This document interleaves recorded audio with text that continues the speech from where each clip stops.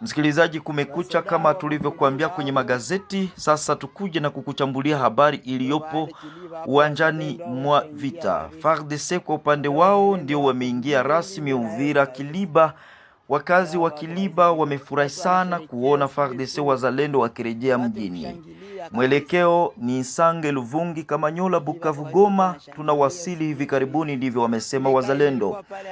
Espoir wa Kilongo Itele ndilo jina langu. Karibu kujiabone, kusambazia wengine, utakuwa umefanya ishara kubwa. Wakazi wa Uvira wanashangaa kwa nini familia za Wanyamulenge zinaondoka mjini na kwa marudio gani udanganyifu. Sasa wamepata hifadhi au wamehakikishiwa usalama, amani na maendeleo baada ya kauli nyingi zilizotolewa na serikali ya mkoa wa Kivu Kusini pamoja na wanabunge na watu mashuhuri wa huko Uvira, hata Kivu Kusini kwa ujumla.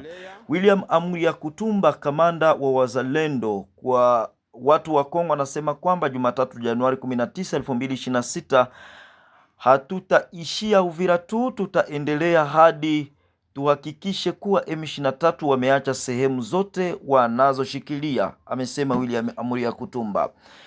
FARDC na wazalendo hawakutosheka kufurahia ushindi wao katika mji wa Uvira.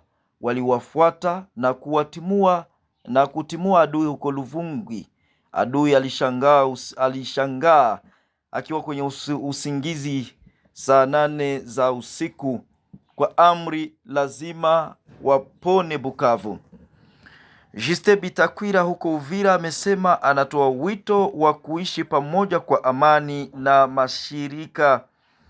washirika wa nchi mashariki mwa nchi. Ningependa kutuma ujumbe wa mshikamano ili kusiwe na msako, ili makabila au jamii zijue kwamba ni kupitia kuishi pamoja kwa amani tunaweza kushinda vita hivi, alitangaza afisa huyu aliyechaguliwa kutoka Uvira. Kauli ya Bitakwira pamoja na wabunge wengine wa Uvira na Kivu Kusini kwa ujumla imefanya wazalendo kuhakikishia usalama raia wa Kinyamulenge hapo Uvira. Kama video hii inavyoonyesha hapa, mtazamaji, inaelezea kwamba hawa wanahakikishiwa ulinzi na amani na salama popote pale ambapo wanapatikana. Tukisalia na habari kutoka Uvira, msikilizaji, M23 baada ya kufanya wezi wa vitu mbalimbali hapo Uvira wamemwaga vitu vya samani ambavyo ni Gudron iliyokuwa imewekwa kama ishara ya kuendeleza maendeleo katika mji wa Uvira. Walipora mojawapo na ambazo zilisalia wameacha wanazimwaga kama vile unavyoona na kutazama kwenye video hii.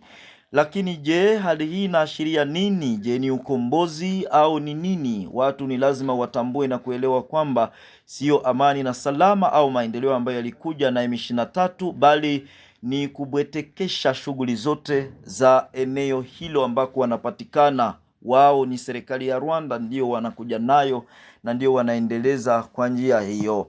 Watu watambue wakiona video hii.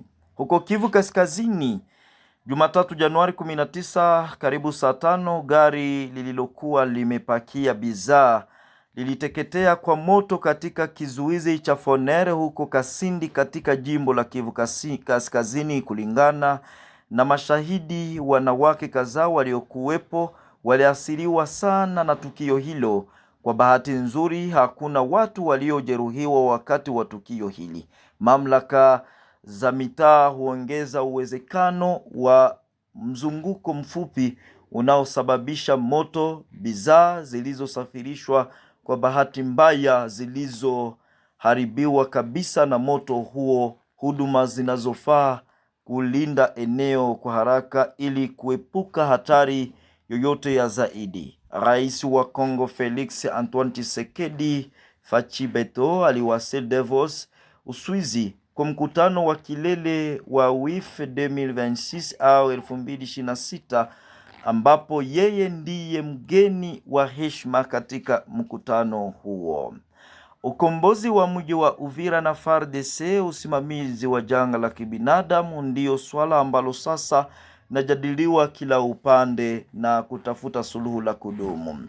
Chifu wa kijiji cha Buriti, Mungo Baruti, aliuawa kwa baridi kali na watu wasiojulikana wenye silaha Jumapili hii Januari 18, 2026 katika taasisi yake iliyoko katika kundi la Luberike, wilaya ya Walikale. Mkasa huo ulitokea katika eneo ambalo kwa sasa linadhibitiwa na waasi wa AFC M23 tangu Aprili 2025.